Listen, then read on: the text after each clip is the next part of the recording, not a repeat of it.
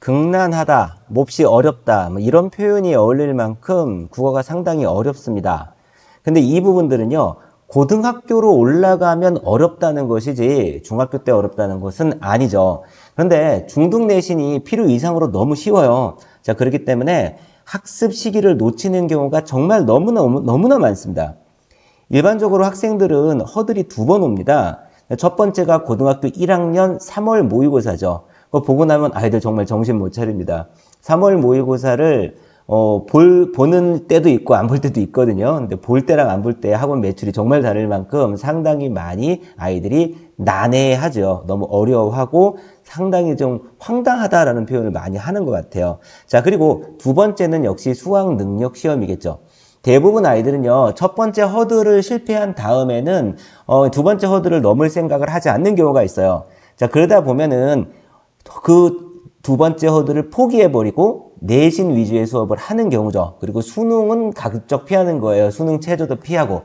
자, 그러다 보면은 학종의 눈을 돌릴 수밖에 없고요. 학종의 눈을 돌려서 그나마 내신이 좀 좋은 학생들은 어떻게든 학교를 갈 수는 있겠죠.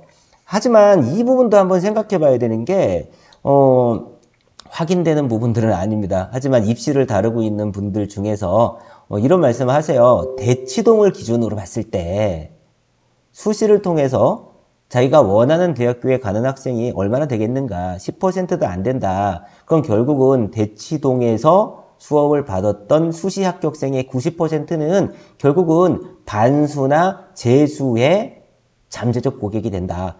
저는 상당히 그것은 일리가 있다고 생각했습니다. 제가 강북에서 수업을 하고 있지만 저 같은 경우에도 전교에서 상위 1등부터 20등 정도까지는 반수의 역량이 상당히 크다라고 저는 생각을 하고 있거든요. 실제로 그렇게 현실적으로 맞았기도 하고요. 자, 이것은 정말 눈높이의 문제인 것 같아요. 내신과 본인이 갖고 있는 내신과 본인이 원하는 대학의 눈높이가 맞지 않는 경우가 계속 발생할 수 있는 거겠죠. 이것은 정말 수업을 하면서 선생으로서 필드에서 느껴보지 않으면 모를 느낌인 것 같습니다. 자, 그런데 여기서 중요한 이야기를 한번 해볼게요. 정말 허들이 높은 걸까요? 허들이 정말 높다고 생각하실까요? 아니에요. 절대 그렇지 않습니다. 이것은 오해에서 비롯된 겁니다. 무엇을 가지고 저는 그렇게 이야기를 하는 것이냐면요. 우리는 교육과정에 대한 이해를 하려고 들지 않아요. 교육과정을 먼저 아신다면 지금 수능이 어렵다는 건 완전한 오해라는 걸 알 수가 있을 거예요. 자, 교육과정뿐만 아니라 얼마 전에도 나와서 지금 떠들썩하죠. 유튜버 난리가 났죠. 지금 이 부분 때문에 이래 해야 된다, 저래 해야 된다. 글쎄요. 예, 교육과정에서는 큰 변화가 없습니다. 그런데 이 교육과정이라는 걸 우리가 놓고 본다라고 한다면 이제 방향이라는 게 설정이 돼요. 자, 그럼 보겠습니다. 수능이 93년에 시작을 했습니다.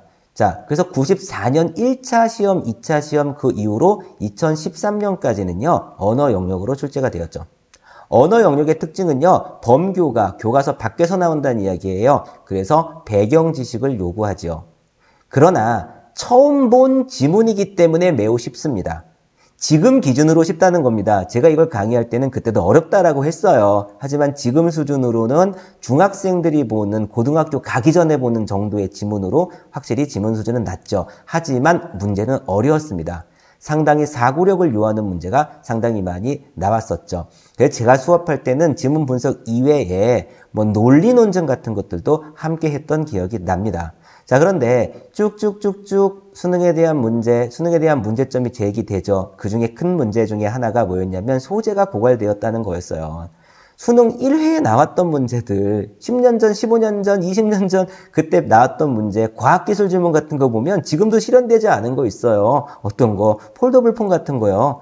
그런 것들 그때는 접을 수도 있을 거다라고 얘기했는데 아직 접히진 않죠. 과학기술의 발전이 눈부시다곤 하지만 1년에 하나씩 이렇게 소재로 나올 만큼 눈부시진 않거든요. 그러다 보니까 소재 고갈서부터 여러 가지 문제들이 발생했었고, 그러다 보니까 2010년도서부터 공청회 같은 거 상당히 많이 했었습니다. 야, 공청회를 토대로 해서 그 공청회 회의 자료나 아니면 연구 자료 같은 것들을 한국교육과정평가원에서 계속 데이트를 했었죠. 업로드를 했었습니다. 그거 누구나 들어가서 다운받아서 볼 수가 있어요. 그리고 예시 문제 같은 것도 또 얼마든지 나왔습니다. 자, 그로 인해서 결국은 2014년부터는요, 언어 영역이 국어 영역으로 바뀌었습니다. 10년 됐잖아요. 10년 동안 바뀌었는데 뭐 하신 걸까요? 우리, 직무유기 아닌가요? 직무유기예요. 이 부분들은요, 10년 전에 바뀌었습니다.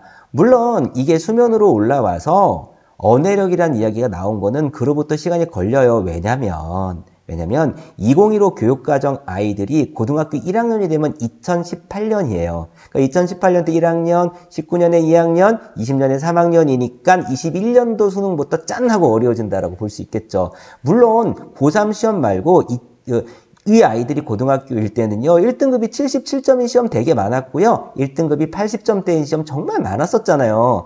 그런데 그것은 아무래도 대국민적인 관심을 갖지 못했겠죠. 그러다가 이제 국민 관심을 갖게 된 그 시대부터 국어가 어렵다라고 얘기를 하는 거예요. 수능이 끝나고 나서 수능과 전혀 아무런 관계도 없는 제모학회? 뭐 이런 데다가 자문구에서 수능 어땠다 저땠다, 이거 너무하지 않나요? 너무너무 자존심 상하지 않나요? 전 정말 너무너무 자존심 상했어요. 그런 이야기 듣는 거. 예. 수능 분명히 수능의 성격이 바뀌었기 때문에 그 정도는 충분히 낼 수 있는 거였었거든요. 실제로 정말 너무 극단적으로 어려웠다고요? 그러면 1등급이 77점이 나왔어야죠. 그렇지 않아요. 오해의 여지는 국어로 바뀌었을 때 시험 범위가 있는데 그 시험 범위를 공부하지 않고 시험을 봤기 때문인 거예요. 근데 고3들은 그래도 어거지로 하잖아요. EBS를 어거지로 하니까 그렇게 어려웠어요라고 해도 77.1등급 그거 안 나온 겁니다. 아무리 어려워도 80점대는 유지를 하고 일반적으로는 90점에 수렴하는 1등급이 나왔었던 거는 그만큼 국어라는 이 과목의 특성에서 시험 범위를 제시해 줬기 때문이죠. 우린 그것도 모르고 EBS를 그냥 봤던 거겠지만요. 하지만 우리가 EBS를 보고 시험을 보는 것처럼 실제로는요, 국어 영역으로 변한 거는요, 교과 내의 지식으로 이제 시험이 바뀐 겁니다. 그렇기 때문에 교과 지식을 요구하게 돼요. 교과 지식을 요구하기 때문에 지문 자체는 엄청 어려울 수밖에 없는 겁니다. 알고 있는 지문이니까.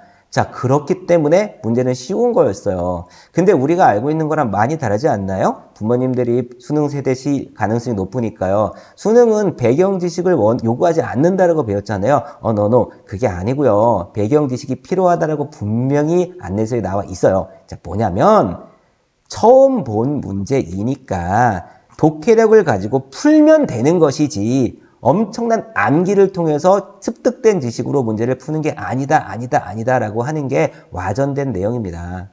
자, 그러니까 저 역시도 학생들에게는 이 시대에는요, 독해력이 중요하다라고 이야기를 했었죠. 예, 독해력이 중요하다라고 얘기했었고, 배경 지식은 필요하지 않아. 하지만 어휘화된 배경 지식은 필요한 거야. 읽을 수 있는 능력은 필요해. 고등학교를 나왔다면 알 수 있는 건 필요해. 이렇게 얘기를 하면서 그런 사례들 같은 것들도 뭐 들어줬던 기억이 납니다. 자, 어때요? 우리 직무유기 하는 거 아닐까요? 글쎄요. 자, 저는 그 부분들은 상당히 꼬집고 싶습니다. 그래서 기본적으로 이 부분들을 고등학교 때 와서는 이미 늦기 때문에 제가 중등부로 내려왔던 게 좀 많이 있습니다. 어휘력보다 그리고 독해력보다 중요했던 것은 배경지식이었던 것이거든요. 배경지식을 중학교 때 습득해 놓지 못하면 고등부에서는 너무너무 힘들었기 때문인 거죠. 자, 그래서 교과지식의 범위를 제가 말씀드리면은요, 교과지식은 국어 교과서에서만 나오진 않아요. 국어 교과서는요, 화법, 작문, 언어, 매체, 문학 이렇게 나오게 되는 겁니다. 물론 화법과 작문, 매체 같은 건 그냥 살면서 습득되기 때문에 별다른 수업을 거의 하지 않습니다. 자, 그리고 언어와 문학도 똑같은 지문이 나오거나 하는 게 아니고요. 언어와 문학의 개념이 나오는 겁니다. 문학 역시 문학 작품이 나오는 것이 아니라 문학의 개념어가 이렇게 지식 범위로, 교과 지식 범위로 나오는 거죠. 자, 그런데 독서는 그렇지 않아요. 독서는 국어 교과서가 아니라요, 고등학생들까지 배울 수 있었던 사회과학 교과서에서 독서가 나오는 거죠. 근데 문제는 이 독서가 너무너무 어렵잖아요. 그러다 보니까 부각되는 것은 독서죠. 독소가 어려우니까 이거 배경 지식 너무 많이 필요한 거 아니야? 이렇게 얘기를 하고 있는 겁니다. 바뀐 대입을 본다면 저는 이제 독서의 힘은 빠지고 문학의 힘이 좀 올라갈 거다라고 보고 있습니다만 현재까지는 독서가 너무너무 어려운 겁니다. 자, 그럼 허들로 다시 한번 돌아가 볼까요? 허들은 결국 어떤 부분들이겠어요? 허들, 고등학교 1학년 때 실제 했던 그 허들, 너무너무 어렵다라고 했던 그 허들은 실제로는 중학교 3학년까지 배웠었던 거에서 나왔던 겁니다. 그러니까 지문이 어려웠던 거거든요. 왜냐면 우리는 나선형 교육과정을 채택하고 있기 때문에 초등학교 1, 2, 3, 4, 5, 6, 중학교 1, 2, 3, 그리고 마지막에 고등학교 1학년으로 이렇게 국민 공통 교과가 형성이 되거든요. 그러면 초등학교 1, 2학년 때는 우리 시절에 발음 생활, 슬기로운 생활처럼 봄, 여름, 가을, 겨울 이런 걸 하기 때문에 이거는 뺀다고 할지라도 한 번 배우고 한 번 또 배우고 한 번 또 배웠어. 그러니까 한 번 해봐. 이렇게 나왔던 거거든요. 중학교 때 경제, 환율 나옵니다. 초등학교 때도 다룹니다. 자, 그래프 같은 거 다릅니다. 수요, 가격 이런 거 다 다룹니다. 자, 그래서 고1 때 고등학교 1학년 1학기 때, 3월 때 학력평가로 나올 수가 있었던 거예요. 바뀐 교육과정으로 본다면, 통합사회, 통합과학이, 시험, 수능으로 들어가니까 아마 배경 지식도 거기에서 그칠 확률이 높습니다. 하지만 지금은 마지막에 이렇게 EBS에서 교집합까지 다시 주고 있는 그런 상황이겠죠. 그러니까 지금 현재에는 초 3, 4, 5, 6, 중 1, 2, 3, 그리고 고등학교 1학년이 넘어간 시점에서는 자, 고1 과정 속 포함하고 EBS까지 포함해서 자, 배경 지식으로 들어가는 거예요. EBS가 너무 생뚱맞게 들어가는 것은 절대 아니고요. EBS에 나오는 내용들도 다 이 안에서 이 나선형 교육과정을 거치면서 이해할 수 있게 했던 겁니다.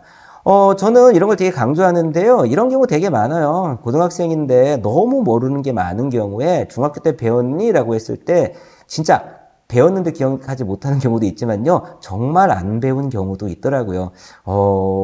저는 그래서 중학교 때 사회과학을 정말 열심히 해야 된다고 생각해요. 사회과학을. 근데 학교에서 그걸 건너뛰는 경우도 있는 것 같아요. 정말 그거는 저는 정말 좀 너무 좀 안 좋게 바라보고 있는 편인데요. 이거는 우리 아이가 그러더라고요. 우리 아이가 진짜 죽어도 안 배웠다고 그래서 너 책 갖고 와봐 그랬더니 부교재를 사용하더라고요. 교과서가 아니라 부교재에서 그 정말 중요했던 수능에는 정말 어렵게 아이들이 다루고 있는 경제 파트나 이런 파트가 빠져 있는 걸 보고 하늘을 보면서 정말 좀 많이 좀 허탈했던 그런 기억이 있습니다. 자, 그렇기 때문에요. 중등국어의 학습 방향은 저는 매우 명확하다고 생각해요. 중등국어는요. 교과 지식을 습득시키는 이것에 목적을 둬야 된다고 생각합니다. 우리 학원 같은 경우에 아이들이 정말 너무너무 싫어하는 거 있죠? 그게 매일 학습이잖아요. 매일 학습. 자, 지금 우리 중학교 2학년 학생들한테 야 니네 큰일 났어 사회과학 다 한대 선생님 어떡해요 뭘 어떻게 해 매일 독해 열심히 해 매일 학습 열심히 하란 이야기야 너희들 있지 그동안에 선생님이 줬던 매일 학습이 바로 지금 이 배경 지식 즉 사회와 과학의 배경 지식을 키워주기 위한 거였어 이렇게 얘기를 합니다. 그렇기 때문에 국어 학습은요 일단 배경 지식인 교과 학습 사회과학이 가장 중요할 거예요. 그것들을 반복적으로 습득할 수 있도록 하는 방향으로 나아가야 합니다. 그런 이유 때문에 국어의 학습 목표는요. 저는 단호하게 독해력을 길러야 한다. 이 독해력이 바로 학습 능력이 되는 거예요. 글을 읽고 쓴다. 자, 그게 아니고요. 독해를 할 수 있는 배경 지식을 만들어야 한다라는 겁니다. 바로 교과 사회과학을 중심으로요. 자, 그리고 개념을 적용할 수 있도록 해야 되는데 이 개념은 문제 해결력이라고 합니다. 근데 이 문제 해결력이 뭐냐면 그냥 얻다가 적용하는 거야. 그게 아니고요. 개념어를 정확히 익혀야 된다는 거죠. 문학 개념어, 그 다음에 문법 개념어 같은 걸 정확히 익히고 문제에서 해결할 수 있도록 하는 훈련을 반복적으로 시켜야 된다. 저는 이렇게 항상 강조하고 있는 편이에요. 근데 중요한 부분들은요. 이 독해력 같은 부분은 학생들의 능력 그리고 학생들이 스스로 하겠다라는 그런 생각이 정말 너무너무 강조되거든요. 근데 그 외의 것들 문학 개념어나 그다음 문법 그 외의 것들은 교습가의 능력이 정말 중요합니다. 능력보다는 열정과 관심이 정말 중요하겠죠. 그래서 그 부분들은 어떻게든 학원에서 좀 맡아볼 수가 있을 텐데 이 독해력이라는 것은 정말 시간도 오래 걸리고 주기성도 필요하고 그리고 열정도 필요한 거겠지만 그 무엇보다도 학생들이 하고자 하는 의지가 없으면 아무리 가도 되지 않는 경우가 상당히 많았습니다. 그래서 이 부분들을 정말 저는 해결을 정말 하고 싶고요. 이 부분 때문에 중등부를 제가 하게 됐던 거고요. 제가 직접 수업을 나섰던 것도 그런 부분들입니다. 물론 성과도 있었지만 성과를 못 본 학생들도 있거든요. 근데 제 목표는 이 성과를 볼 수 있는 아이들의 비율을 훨씬 늘리는 거예요. 그래서 그런 부분들을 저는 조금 더 좀 확률적으로 그리고 비율적으로 좀 더 키울 수 있는 그런 학원을 한번 만들어 보고 싶습니다. 정리해서 말씀드리자면 교과 지식에 대한 철저한 기초 훈련이 필요하다. 어휘나 개념어 같은 것들을 따로따로 공부하는 것은 불가능에 가깝다입니다. 제가 지난 3년간 매일같이 문제를 내고 매일같이 문제 푼 것을 검사하고 했었습니다. 결론은 학생들은 그렇게 능동적이지 않더라고요. 정말 노력은 많이 해봤었는데 학생들은 습관적으로 숙제를 대충대충 하려는 그러한 모습을 보입니다. 물론 매일 학습을 열심히 했던 극소수의 아이들은 정말 큰 도움을 받았겠지만 그렇지 않은 학생들의 비율이 훨씬 높았다는 거거든요. 그렇기 때문에 저는 이 부분들을 해결하기 위해서는요. 중등사회나 과학 교과서의 개념을 독서라는 하나의 틀에 넣어서 반복적으로 익히고 반드시 문제까지 풀게 만들어야 된다는 것입니다.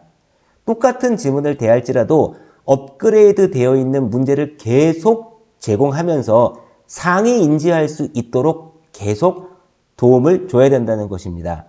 자, 저희가 중학교 과정에서 그 과정을 재편하느라고 정말 많은 시간을 투자했었고요. 정말 제 피와 땀이 들어가 있던 교재들로 그리고 학습 커리큘럼으로 많은 것들을 만들어 놨습니다. 자, 소중한 자녀분들을 제가 맡을 기회가 된다라고 한다면 제가 정말 열심히 만들었던 이 학습을 학생들에게 한번 실현해 보고 싶습니다. 감사합니다.